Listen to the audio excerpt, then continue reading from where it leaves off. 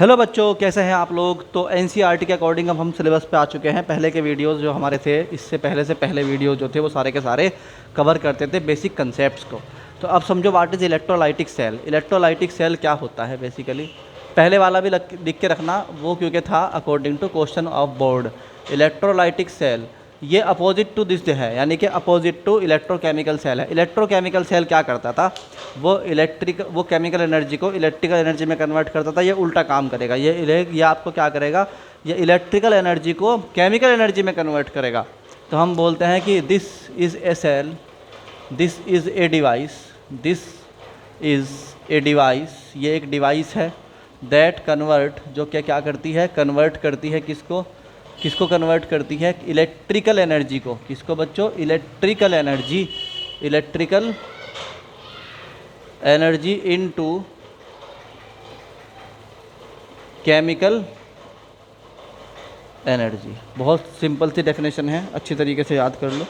ये एक डिवाइस है जो क्या करती है। तो अब इसमें हम क्या करेंगे, जो पिछले वाला सेल था उसी की तरह इसके अंदर भी हमें बिल्कुल सेम टू सेम वही प्रोसीजर रखना है, मगर इसके अंदर हमें बाहर से इलेक्ट्रिसिटी सप्लाई करनी है। तो इसका डायग्राम समझो क्या होता है। इसके डायग्राम में हमें सेम टू सेम वही सेल बनाना है। एक तरफ हमने लेफ़्ट हैंड का भी कर लिया, एक तरफ हमने राइट हैंड का भी कर लिया। इसी तरीके से हमने इसके अंदर क्या डाल दिया, एक साल्ट ब्रिज डाल दिया, जो यूट्यूब शेप का होता है साल्ट ब्रिज, वो हमने यहाँ पर डाल दिया। और उस साल्ट ब्रिज के अंदर हमने आयंस भर दिए। एक अब की बार हमने रोड इधर वही सेम टू सेम लगाई, इधर भी सेम टू सेम रोड लगाई। रोड लगाने के बाद हमने क्या किया, इसे बोल दिया कि ये किसकी रोड है। अब तो मेरे ख्याल से हर बच्चे को रट्टा यानी दिमाग में उतर गया होगा कि लेफ़्ट हैंड में जिंक लगाते हैं, राइट हैंड साइड में कॉपर की रोड लगाते हैं। ये कॉपर वाली रोड इलेक्ट्रॉन एक्सेप्ट करती है, that is called cathode. And ये वाली रोड जो है क्या होती है, एनोड होती है। और यहाँ से हम क्या करते हैं, अब की बार जो है यहाँ से हमने एक एमीटर लगा दिया मान लो, या वोल्ट मीटर, वो यहाँ से यहाँ हमें बता रहा कि भाई करंट जा रही है। तो ये बहुत सिंपल सी बात है। दिस इज़ साल्ट ब्रिज जो अभी आपने पढ़ा पिछले लेक्चर में, अच्छी तरीके से समझ लो। ये आपका सोल्यूशन पड़ा हुआ है। अब की बार बच्चे खुद बताएंगे, बताओ ये किसका सोल्यूशन है। ये 1 molar, this is 1 molar zinc sulphate का सोल्यूशन है, जो कि Zn++ और SO4- में कन्वर्ट हो रहा है। और ये 1 मोल का किसका था, CuSO4 का था। और ये कॉपर ++ और SO4- के आयंस देता है हमें दोनों बीकर्स में। होप आपको समझ में आ गया होगा यहाँ तक। इस तरह यहाँ पर भी एक बीकर में क्या पड़ा है, सोल्यूशन पड़ा है। राइट हैंड साइड में भी सोल्यूशन पड़ा है, लेफ्ट हैंड साइड में भी सोल्यूशन पड़ा है। इलेक्ट्रॉन भागने शुरू हो गए। अब क्या किया, अब की बार आपने बाहर से एक बैटरी लगा दी। क्या लगा दिया, एक सेल लगा दिया बाहर से। और वो सेल आप इस तरह लगाते हैं कि एक वायर लेते हैं, उसको ऐसे घुमाते हैं, और इस वायर को आप अटैच करते हैं एक सेल के अंदर। पहले आप रेजिस्टेंस लेंगे ऐसे, उस रेजिस्टेंस को आपने लिया और यहाँ पे आपने एक बैटरी लगा दी ऐसे। अच्छा, मैं एक काम करता हूँ, मैं ज़रा ऊपर से रब कर देता हूँ थोड़ा सा, दोबारा लिख दूँगा मैं। चाहो तो आपने लिख लिया होगा, ताकि ये साफ से बन सके डायग्राम। यहाँ तक का डायग्राम पिछले वाले की तरह था, बिल्कुल सेम टू सेम वही इलेक्ट्रोकेमिकल वाला। अब की बार इलेक्ट्रोलाइटिक सेल में क्या होता है कि यहाँ पर एक ऐसे वायर लेते हैं जो ऊपर जाती है ऐसे। ध्यान रखना, लेफ़्ट हैंड साइड से एक वायर ली जो आगे जाके मुड़ गई, उसको हमने एक रेजिस्टेंस से लगाया। क्या लगाया, एक रेजिस्टेंस लगाया उसके ऊपर, और वो रेजिस्टेंस जाके यहाँ पर मिल गया। ये रेजिस्टेंस में ऊपर एक सेल लगाया जिसमें लेफ़्ट हैंड साइड नेगेटिव और राइट हैंड साइड पॉजिटिव है, और ऐसे यहाँ पर इसको अटैच कर दिया। बात को ध्यान से समझो मैं क्या कह रहा हूँ। मैंने यहाँ पे क्या किया, सबसे पहले मैंने यहाँ पे सबसे पहले क्या लिया, मैंने यहाँ पे सबसे पहले एक जिंक सल्फेट का सोल्यूशन लिया। लेफ़्ट हैंड साइड में यहाँ कॉपर सल्फेट का सोल्यूशन लिया। यहाँ मैंने क्या करा, 1 मोलर जिंक सल्फेट, ये कन्वर्ट हो गया Zn++ SO4- में। ये 1 मोलर कॉपर सल्फेट और ये इसमें कन्वर्ट हो गया। यहाँ पे रोड लगाई। अब यहाँ तक सेम पढ़ चुके आप कई बार। ये अगर सोल्यूशन है जिसके अंदर नेगेटिव और पॉजिटिव आयन भरे हुए हैं, और ये साल्ट ब्रिज है आपका। यहाँ पे क्या होता है, यहाँ पर मैं एक वायर लेता हूँ ऊपर से और उसको ऐसे ऊपर बना देता हूँ।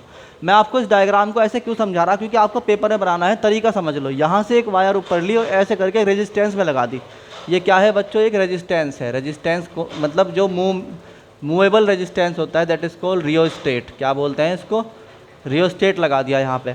ये रियोस्टेट ऊपर से जाके लेफ्ट हैंड साइड से निगेटिव टर्मिनल ऑफ बैटरी में जुड़ रहा है, और राइट हैंड और टर्मिनल यानी कि जो पॉजिटिव टर्मिनल है उसको हमने जोड़ दिया कैथोड में।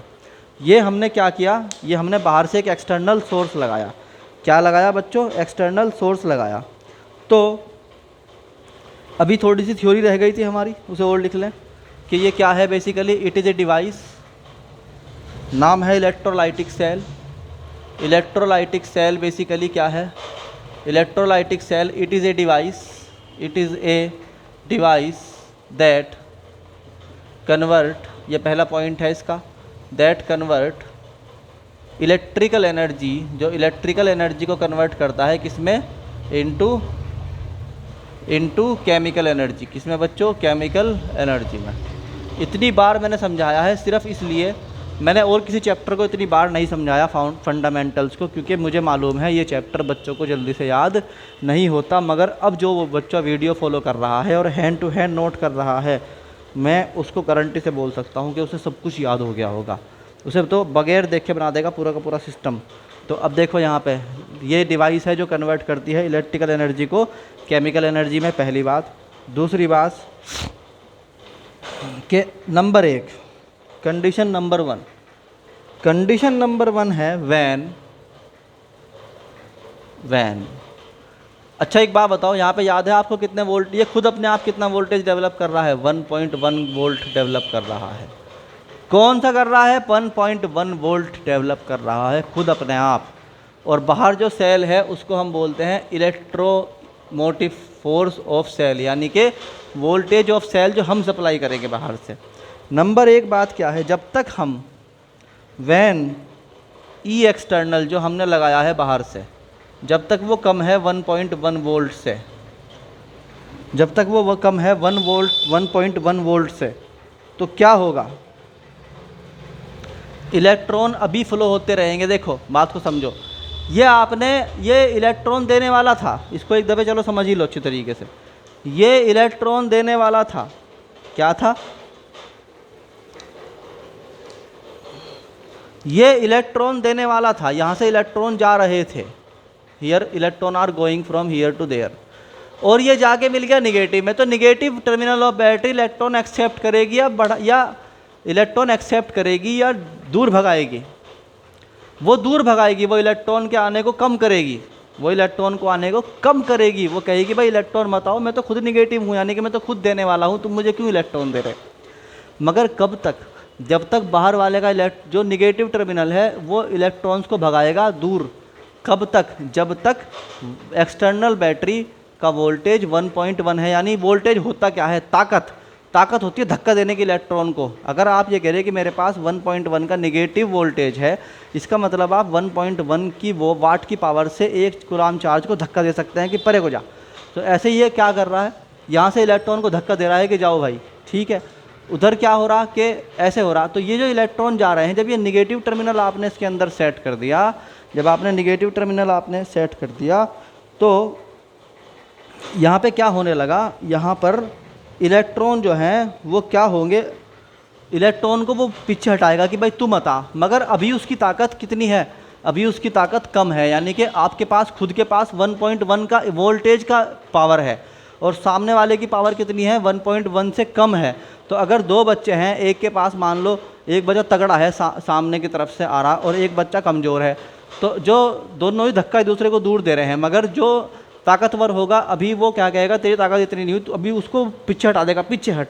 ऐसे यहाँ पर 1.1 वोल्ट से कम की पावर का एक सेल है जो 1.1 वोल्ट से टक्कर ले रहा है सामने से। तो ये क्या करेगा, ये कहेगा अभी इलेक्ट्रॉन जू के तू चलते रहेंगे, क्योंकि बाहर से जो वोल्टेज लगाया है वो अभी बराबरी नहीं कर पा रहा है, विरोधी जो है, विरोधी अपोजिट जो है वो। तो हम कहेंगे अभी होगा क्या, अभी पॉइंट नंबर 1 कि अभी इलेक्ट्रॉन फ्लो होते रहेंगे, इलेक्ट्रॉन्स फ्लो होते रहेंगे कहाँ, फ्रॉम जिंक टू कॉपर, अभी एज इट इज़ चलता रहेगा। और current and hence current flow होगी कहाँ से, करंट फ्लो फ्रॉम कहाँ से, कॉपर टू जिंक। ये बात ध्यान रखना, अभी तो सेम टू सेम चलता रहेगा मामला, ठीक।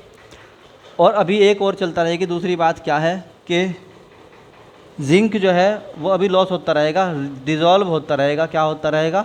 जिंक मेटल डिज़ोल्व होता रहेगा एट एनोड, एनोड पर, ठीक है, लेफ्ट हैंड साइड में जो हो रहा था वही होता रहेगा, थोड़ा स्पीड कम हो जाएगी उसकी। एनोड एंड कॉपर जो है वो क्या होता रहेगा? डिपॉजिट होता रहेगा।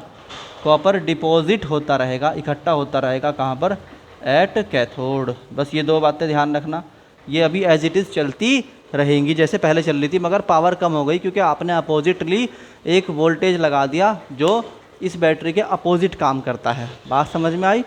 अब ये पोजीशन आपको समझ में आ गई होगी सारी की सारी, तो इसको अभी नोट कर लो, रोक के वीडियो को। अब मैं इसमें बताता हूँ आगे नंबर 2 कंडीशन। देखो कंडीशन नंबर 2 में क्या होगा। कंडीशन नंबर 2 में अब आपने बाहर से जो वोल्टेज लगा रहे थे आप, कंडीशन नंबर 2 जो ई एक्सटर्नल था, ई एक्सटर्नल जो है वो आपने एग्जैक्टली बराबर कर दिया, यानी 1.1 वोल्ट कर दिया। अब जो आपने बाहर से बराबर कर दिया, तो मान लीजिए कि दो लड़के हैं आपके बराबरी के, बिल्कुल क्लास के पहलवान लड़के हैं, और वो दोनों के दोनों सामने से पंजा लड़ा रहे, या कोई सामने से धक्का दे रहे एक दूसरे को।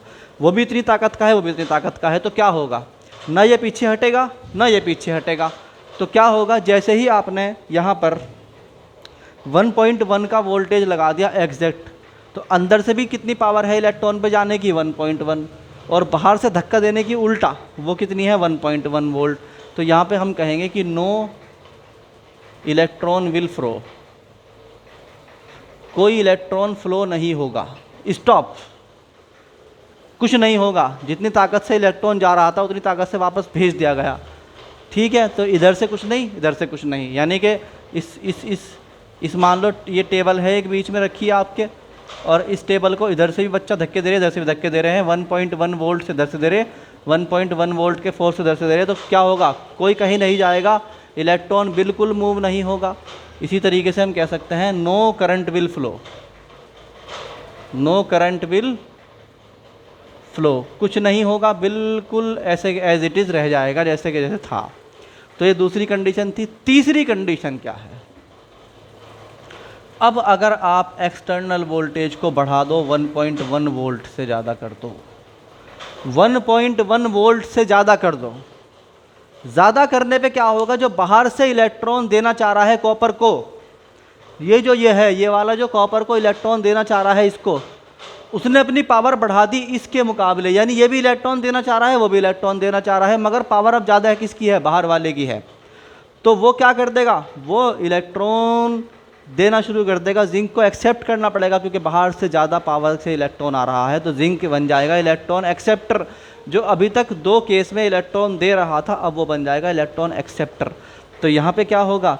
यहाँ पे तीसरी कंडीशन बहुत इंपॉर्टेंट है, क्योंकि अब पावर आपने बहुत ज़्यादा बढ़ा दी है बाहर वाले की, आपने 1.1 से ज़्यादा कर दिया। तो आप कहेगा कि इलेक्ट्रॉन कि जिंक विल, यानी जिंक जो है, zinc will accept electron. Zinc anode क्या करने लगेगा? विल एक्सेप्ट इलेक्ट्रॉन, ये एक्सेप्ट करने लगेगा इलेक्ट्रॉन को, एंड एक्सेप्ट इलेक्ट्रॉन, पहली बात। दूसरी बात, कॉपर विल, कॉपर का जो कैथोड था अभी तक का, वो क्या करने लगेगा? विल डोनेट या लीव इलेक्ट्रॉन, वो इलेक्ट्रॉन देने लगेगा, ठीक है। तो अभी जो काम हो रहा था वो सारा का सारा उल्टा हो जाएगा, और हम कहेंगे current will flow, current will flow, current flow होने लगेगी फ्रॉम किससे? जिंक से कॉपर की तरफ को, जो कि अभी तक जा रही थी कहाँ? जिंक टू कॉपर, जो अभी तक जा रही थी कॉपर से जिंक की तरफ, अब वो जाने लगेगी जिंक से कॉपर की तरफ। तो बच्चों ये था इलेक्ट्रोलाइटिक सेल।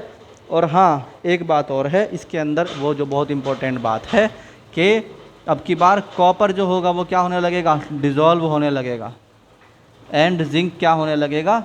डिपॉजिट। यानी कि जो आपका कॉपर है वो, क्योंकि अब ये इलेक्ट्रॉन डोनेटर बन गया है, तो पहले इसको नोट कर लीजिए अच्छी तरीके से, हैंड टू हैंड साफ करके नोट कर लीजिए पूरे से। अब देखो तीसरा केस हम पढ़ रहे हैं अपना। तीसरा केस में हमने क्या बताया था आपको कि तीसरे केस में कि ई एक्सटर्नल जो है, it has become greater than 1.1 volt, so यहाँ पे क्या होगा, जो कॉपर है it will convert into copper plus plus, और 2 इलेक्ट्रॉन ये छोड़ेगा, और वो जो जिंक है जो अब तक इलेक्ट्रॉन ले रहे थे उसके सोल्यूशन के जो जिंक के हैं वो आ जाएंगे Zn प्लस से Zn में। तो यहाँ पर क्या होगा, पहली बार यहाँ विड्थ बढ़ने लगेगी, यहाँ विड्थ क्या होगी, इंक्रीज़, और यहाँ पे क्या होगी, विड्थ डिक्रीज़। ये बहुत इम्पोर्टेंट पॉइंट था कि वहाँ पर जो भी था वो सब कुछ उल्टा हो गया। तो इस तरीके से हम बैटरी का जो नेचर है वी कैन कन्वर्ट या opposite the reverse the nature of battery from the external, इसलिए इसको इलेक्ट्रोलाइटिक सेल कहते हैं। और ये अब क्या करने लगा, ये एनोड बन गया है, ये क्या बन गया है, एनोड बन गया है, और ये क्या बन गया है, ये कैथोड बन गया है। ठीक है, आई बात समझ में। तो बच्चों ये था आपका इलेक्ट्रोलाइटिक सेल, और अभी हमें नेक्स्ट कई लेक्चर पढ़ने हैं, ध्यान से समझते रहना क्या क्या चल